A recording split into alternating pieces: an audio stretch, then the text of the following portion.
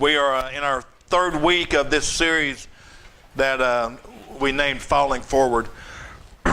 And I mentioned each week that this is a series about failure, a series about brokenness, and but it's not to glorify these two things. It's not to say that failure and brokenness is good to go through and just kind of go for it.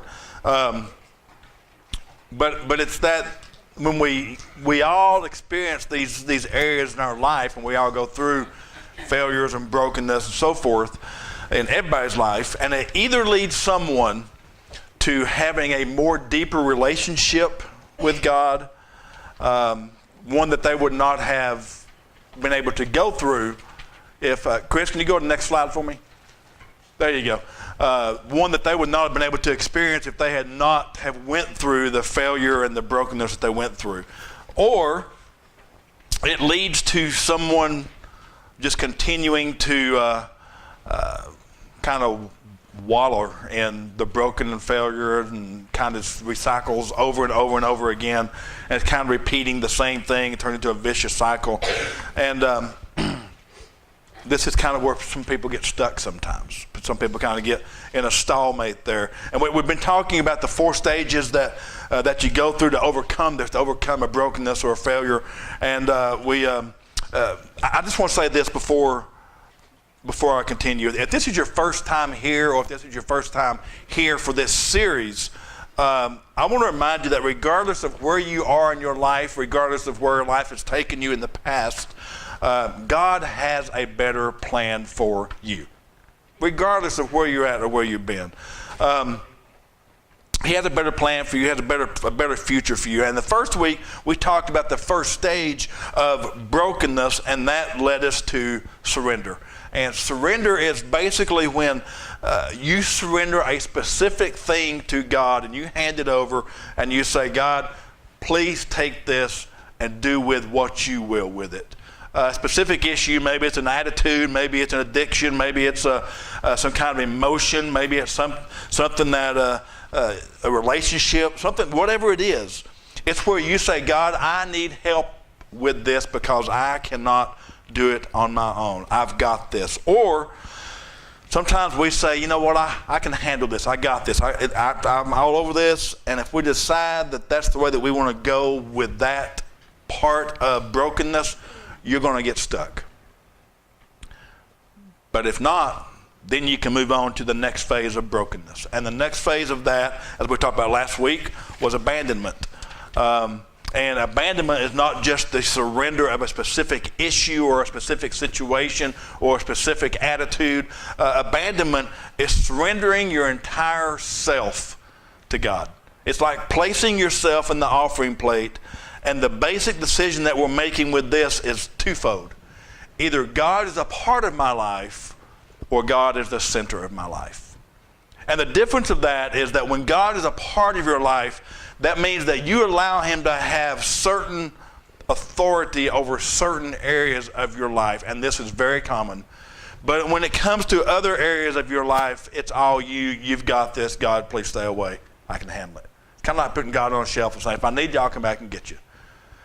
But now when you make God the center of your life, that means that you have totally surrendered everything about who you are to God.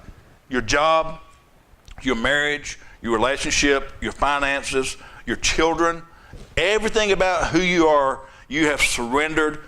And you have, when God is a part of your life, you have 2 parts of your life. You have a sacred part and you have a secular part. When you abandon, everything in your life is sacred. Everything in your life it describes who you are, it defines who you are. And that's what abandonment is. That's what abandonment is. Now, when everything becomes, I guess you would say, an issue, when things in your life become an issue, and it may be a tragic issue, it may be an issue to where it was not even your fault. Something happened, you're a part of it, and that's become a tragic issue in your life. That becomes when things become painful, things become scary, and not because God created these tragic issues, or cause them to happen, but because God can redeem you from these issues. Who's ever had a situation in your life where you experienced some kind of painful, tragic, traumatic experience, but God brought you through it, and if it wasn't for that, then you would not be where you are at today? Yeah, the majority of people have been through that situation. So this week, we're going to look at the third stage of brokenness, and this is where a lot of people get stuck, and we're going to call it contentment. Dallas Willard, who has now passed away, was a great theologian and an author, a writer, and he said this about contentment. He said, beyond abandonment is contentment with the will of God. Not only with his being who he is and ordaining what he has ordained in general, but with the lot that has fallen us. Gratitude and joy are now the steady tone of our life. Let me ask you a question. What is the tone of your life? I'm not talking about, do you ever complain? Do you ever, complain about stuff and grumble at times? We all do that. We all complain and grumble. But what I'm saying is, when we move into the stage of contentment, that gratitude and that joy kind of becomes the defining person of who we are. It's the steady tone of our life. It's the tone that defines who we are, that we are now sure that God has done and will always do what is best for us. That's contentment, no matter what. If you're in a bad situation, you know that God is going to get you through this thing no matter what. If you're going through a tough relationship breakup, if you're going through a tough, let's take Will and Mary Beth right now.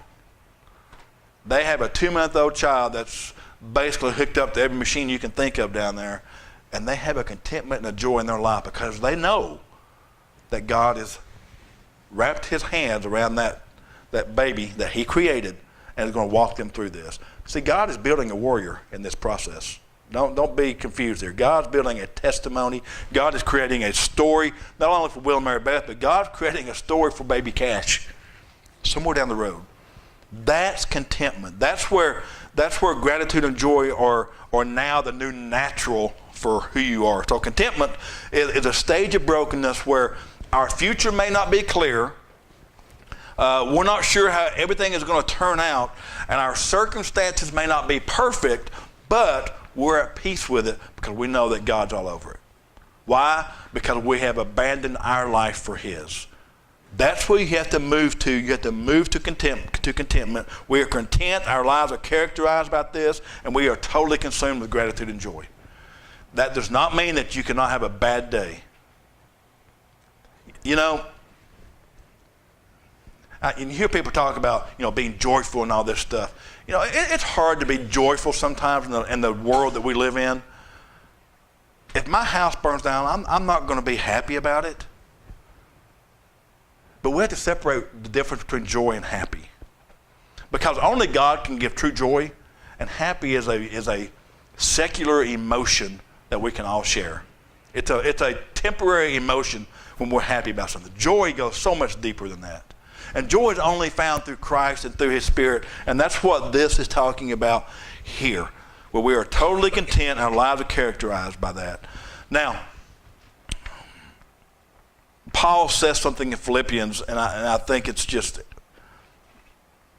spot on with what we're talking about. It's Philippians 4, and Paul says this, and starting in verse 10, he says, I rejoice greatly in the Lord that at last you renewed your concern for me. Indeed, you were concerned, but you had no opportunity to show it. I'm not saying this because I am in need, for I have learned to be content, whatever these circumstances. I know what it is to be in need, and I know what it is to have plenty. I have learned the secret of being content in any and every situation, whether well-fed or hungry, whether living in plenty or in want. Now, this is the stage, and we've been talking about Israel and the Israelites to where they were leaving slavery out of Egypt and looking at it through Exodus, because it gives us a clear picture of all 4 stages of this being played out. And the first 3 chapters of Exodus is about God raising up this guy named Moses to lead the people out of Israel and lead them out of bondage and brokenness and slavery and all this stuff. but then he experiences his own brokenness. He messes up and he kills a guy, and then he becomes a fugitive, and he runs out to Midian, which is in the middle of the desert, and he finds a rock by a well to sit on, and he's all poor, pitiful me, but God was not done with Moses, okay?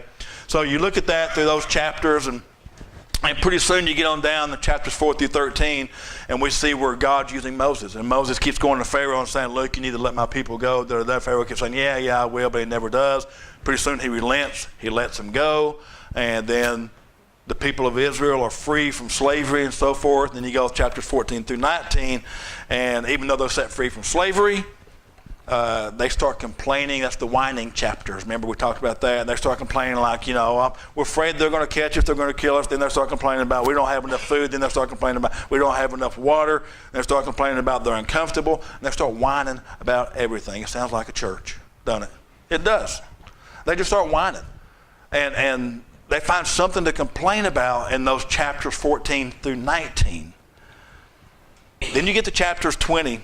And we wind up at Mount Sinai. This is 3 months, okay? In 3 months, they've been delivered out of slavery. They wind up in the middle of the wilderness at Mount Sinai. 3 months later, they arrive here in this, and they are called to take the next step into brokenness, not to just surrender their stuff, their brokenness and their slavery and their food and all that stuff, not just that, but to surrender everything to God and to make God the center of their lives, to live in total abandonment. They're called to do, you know what, God, if you just place yourself in my hand, this is God speaking to them, it's going to be okay. To abandon their lives to God. And at the center of that is where God gives them what we call the 10 Commandments. And the first one is, you shall have no other gods before me. He's saying that I want to be the center of your life, not just to be a friend, but to be the most important thing in your life. And this is what is really cool. If you read through the next 10 chapters, verses 21 through 31 of Exodus, you're going to see the Israelites physically building things to remind them that God is the center of your life. And then they start building this tabernacle. Now, this is the part of Exodus where a lot of people skip over. A lot of the men skip over this part because it's the first original HGTV. It's right here. Because God starts telling them how big to make it, what kind of furnishing you need to put in it, what kind of lighting, what kind of decorations. And he starts telling them that the priests need to wear this, and they do this. So people just kind of skip over that. But it's really interesting if you read through it. And it's so cool about this is that this is actually the very first Buddy Gregg motorhome. Because this thing is built to be portable. They build this tabernacle so they can just pick it up and go with them wherever they want to be. And they're always in the midst of the tabernacle, and they always know that God is near them. And they just set it down, and it's like their first mobile home. And they build this thing, and they start carrying it around with them and all this stuff. And it's just really cool because everywhere they go, this thing is with them. But then they get stuck one more time. They get stuck in this contentment. Have you ever tried to? When I was younger, I had a Bronco 2. Y'all know what a Bronco 2 is. I used to think that thing was Bigfoot. And if I seen a patch of mud, I'd go through it. Jill would get so mad. And we would go up Chuck Swan and go four-wheeling and stuff. Well, I remember when they were redoing, my dad's not going to like this because they don't know about this, I don't think. When they were redoing George Williams Road years back, when they were putting in Pillsbury Parkway, they tore out a stretch not far beyond where our street is, our driveway, to Fox Road, and they tore that completely out, and it was just mud. And we were going somewhere. Do you remember this? And you had to go all the way around to get, we were going down towards Farragut, and that's the way we always went. But now we had to go all the way around, up around Cedar Bluff Road and back around. I'm like, you know what? We're just going to go through here. And it had been raining for days. I didn't have my truck. I had my dad's pickup truck. And we went down there, and we made it maybe 150 yards, and we were just stuck. It was like 10:30 at night. And I had to go get the tractor, sneak it out of the barn, and hook up a chain to his truck and drag that daggone thing out of the mud back on the pavement. She was so mad at me. I was stuck. Why? That was because of my choice. I can say that now. I've been rehabilitated, okay? They get stuck again, and the reason they get stuck is because they get impatient. Moses goes up on the mountain, and they're like, what's taking him so long? And then they go to Aaron, and they're like, Aaron, so, we need to have a God that we can see that's before us. And Aaron's like, hey, go get all the gold and stuff and bring it here. And they get all this gold, and they make this golden calf. And they're just, see, God's not, and I know we can't relate with this, because basically what they're saying is God's not answering us quick enough to what we want to happen.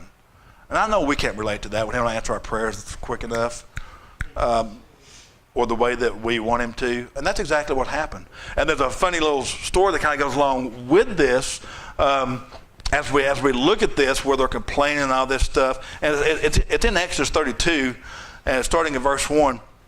It says that when the people saw that Moses was so long in coming down from the mountain, they gathered around Aaron and said, come, make us gods who will go before us. As for this fellow Moses, hey, like that.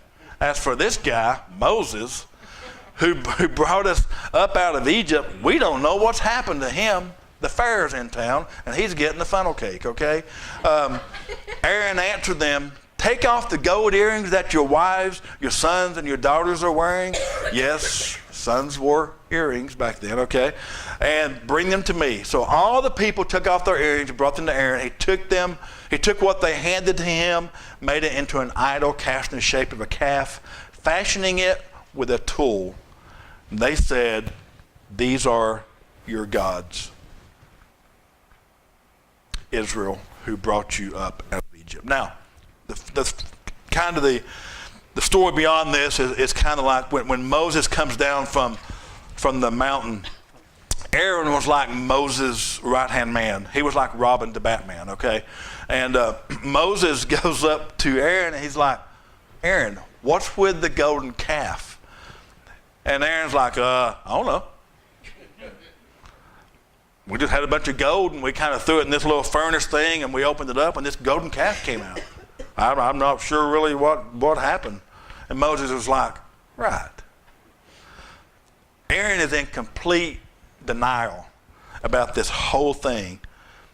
So it's pretty clear at this point that the Israelites have not quite figured out this contentment thing. They don't have this down yet. Their future is still uncertain. Their circumstances are still not great. They're in the wilderness and all that.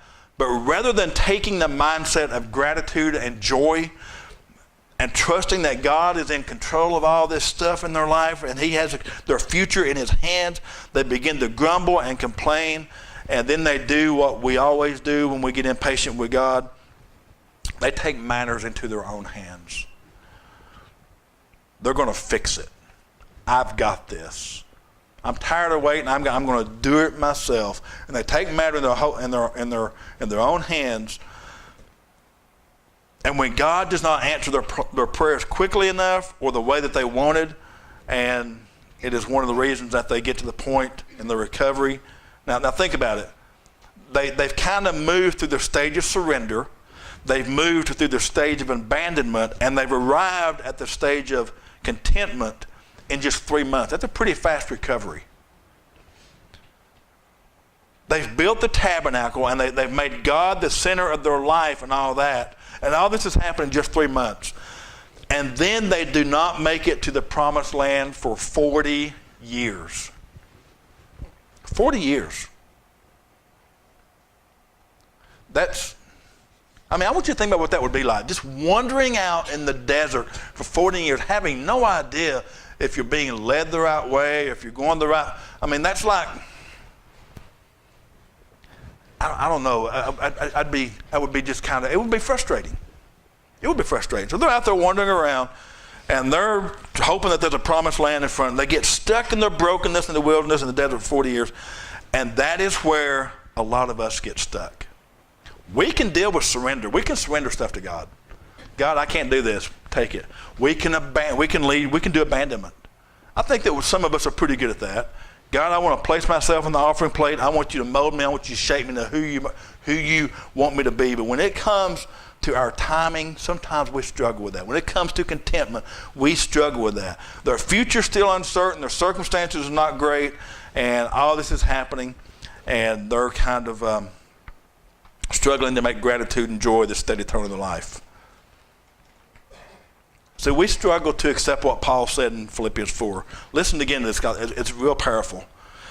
He said, I've learned the secret of being content in any and every situation, whether well-fed or hungry, whether living in plenty or in want. Now, that's an incredible claim for Paul to make, first of all.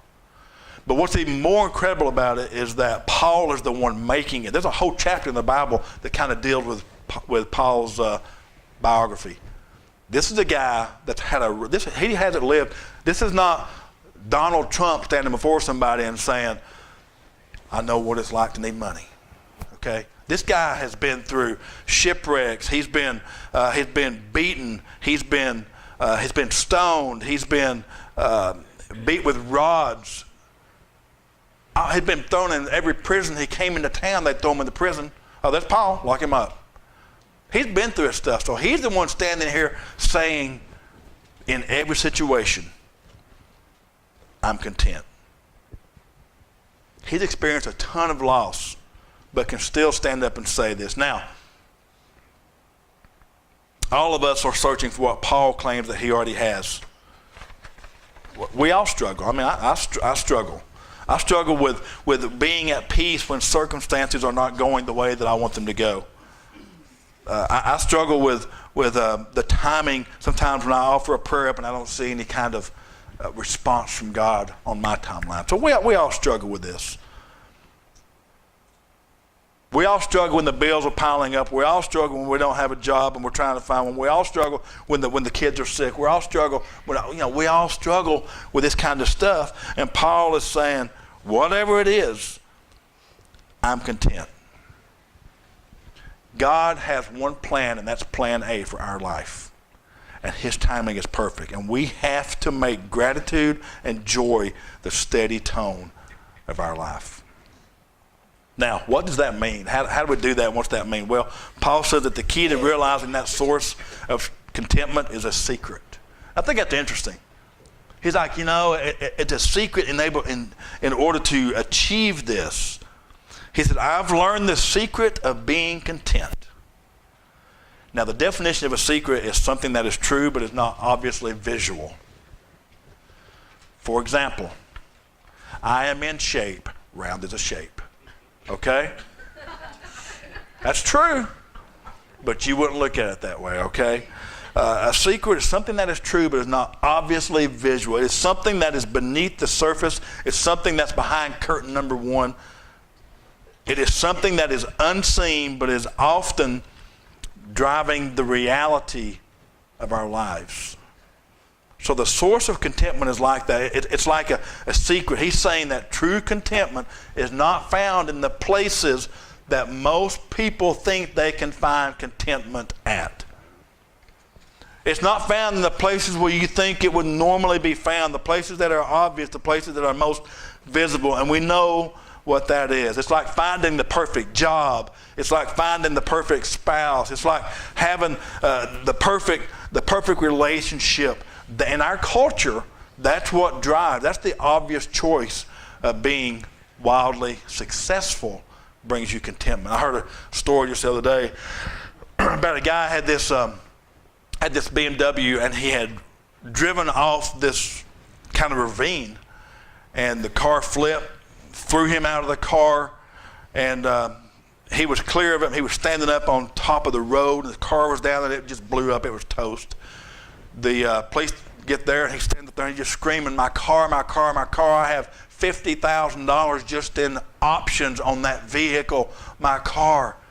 And the policeman looks at him, he says, sir, he said, you need to go to the hospital. He said, you've lost your arm. It's severed. He's like, oh my gosh, which one? He said, your left arm. He said, oh, my Rolex, my Rolex, my Rolex. We put value in things that we shouldn't put value in. We need to be content in the Lord. Everything else just really doesn't matter. Amen. If we place our trust and we draw our contentment from His Word, guys, everything else is going to work out. Everything else is going to be fine. We're going to see things differently that way. Even no matter where you work or what you do, I know we have some nurses and we have some teachers amongst us. What a great occupation to be in, because you're constantly helping to mold people and heal people and help people. But regardless of what you do, I don't care what you do, when you give your whole life to Christ, your visual outlook of that is going to change immensely. Some of you guys know a good friend of mine and Jill, David Rocker, played for the Rams years back. And he had shared with us one time about when he was saved. I may have shared this with you guys before, but he was in Dallas, sitting in a motel room about to play the Cowboys. And he said he had it all. He said, I had all the money I needed. I had all the ladies I wanted. I had everything I wanted. He said, I was making thousands, millions of dollars at that time. Playing a game, playing football. He said, but I was on the verge of taking my life. He said, I was miserable.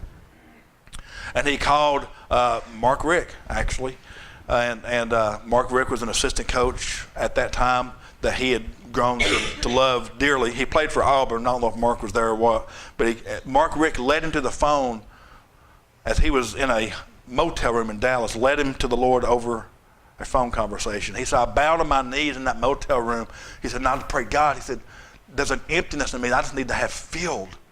He said, God came into my life. And he said, and what was so amazing about that was, he said, my number one job, David is 6'7", I just looked at his stats last week. He's 6'7", 280 some odd pounds. He's a couple hundred pounds bigger than I am. He's a big boy. And he said, my only job, he said, think about this. My only job that I was getting paid millions of dollars for was to do one thing.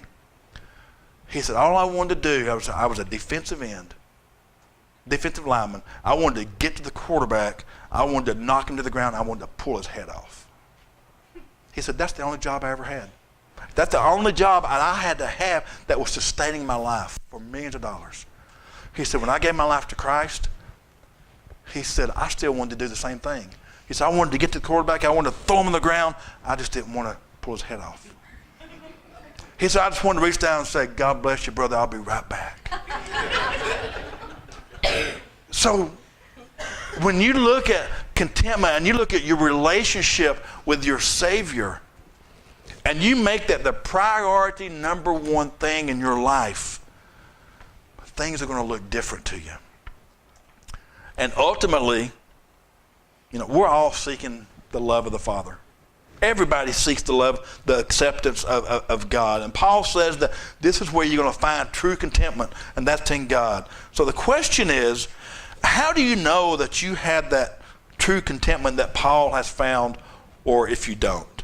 Well, you're going to know it in the same way that Paul knew it. And the only way that you know it is if you have found true contentment is if the sense of contentment is there in the midst of when you have plenty of food, no one's sick, all the bills are paid, you have a great job, but you also have contentment when you're in the middle of that stage of life to where you don't know where your next meal's coming from, you experience a sickness, you don't have a job or you hate the job you're at. That's when you know that you have this contentment, this joy, this gratitude. That's the only way that you're going to know is when in times of plenty and in times of want, you still have that joy that's in your life.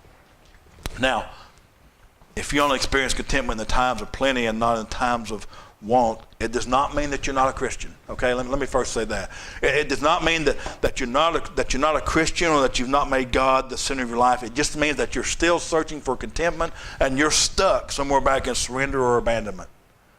You haven't moved to that point yet. And it simply means that you've not moved to the point of finding and locking into the secret that Paul is talking about. So if you're not content in tough times, the first thing that we do is the first thing that Aaron did. Aaron was like, I don't know. This gold calf just came out. I don't know how it happened.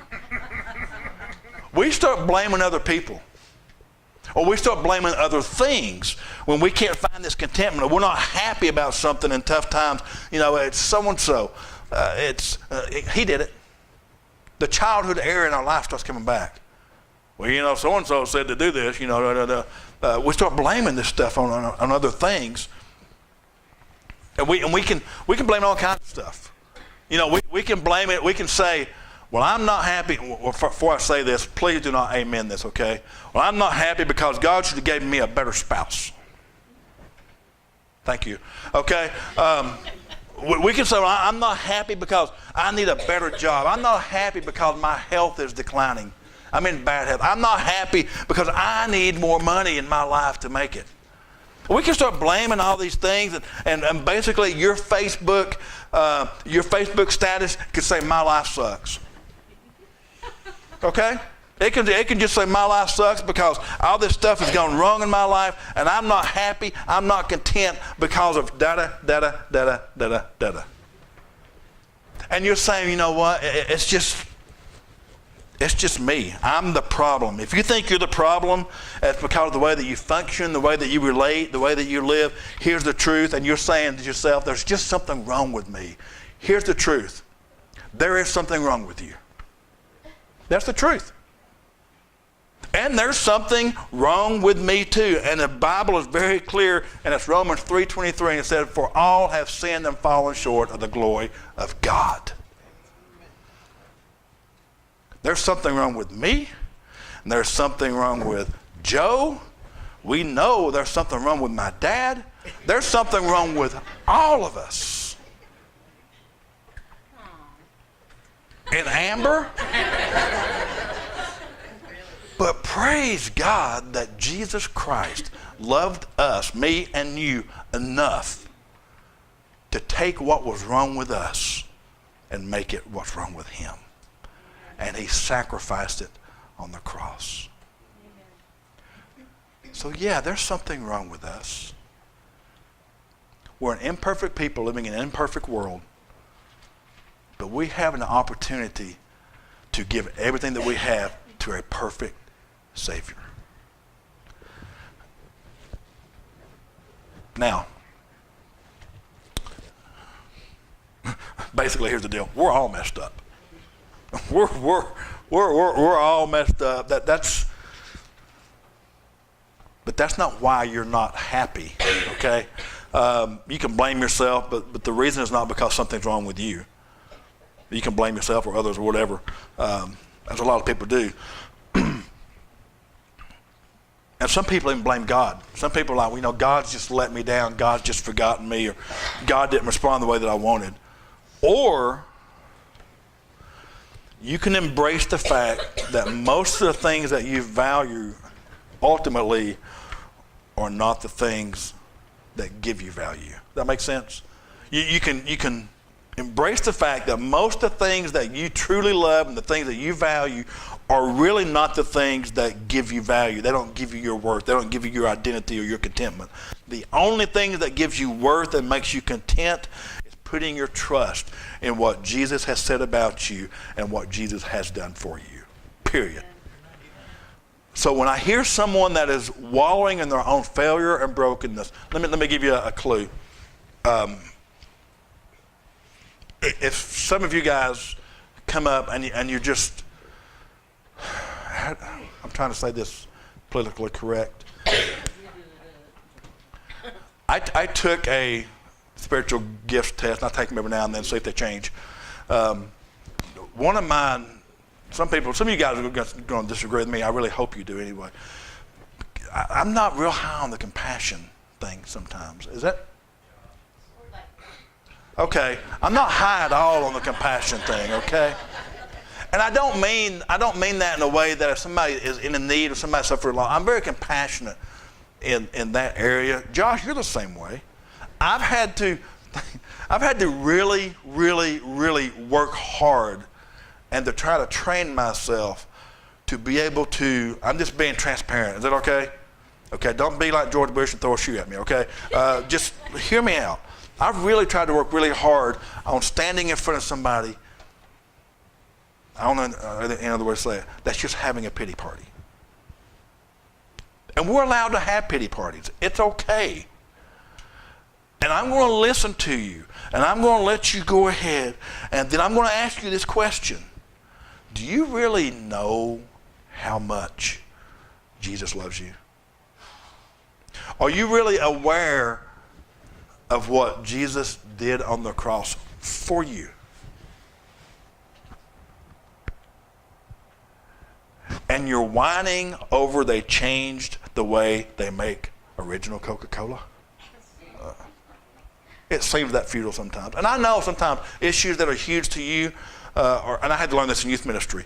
I'm going to pick on you guys just a second. Some of the stuff that teenagers come up with, to me, it's not a huge issue. To them, it's a huge issue. A hangnail is a huge issue to a teenager for some reason. I don't know why. And I understand that sometimes your issues don't mean the same to me as they do you.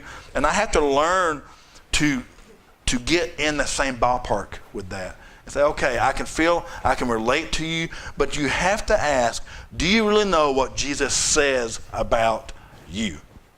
Do you really know that how he really feels about you, how much he loves you, what he's given for you, how treasured you are to the Savior of the world? Do you really know what drove him to the cross? So that he would lay down his life for you? There's always a sunny sky coming after a storm. Amen. Always.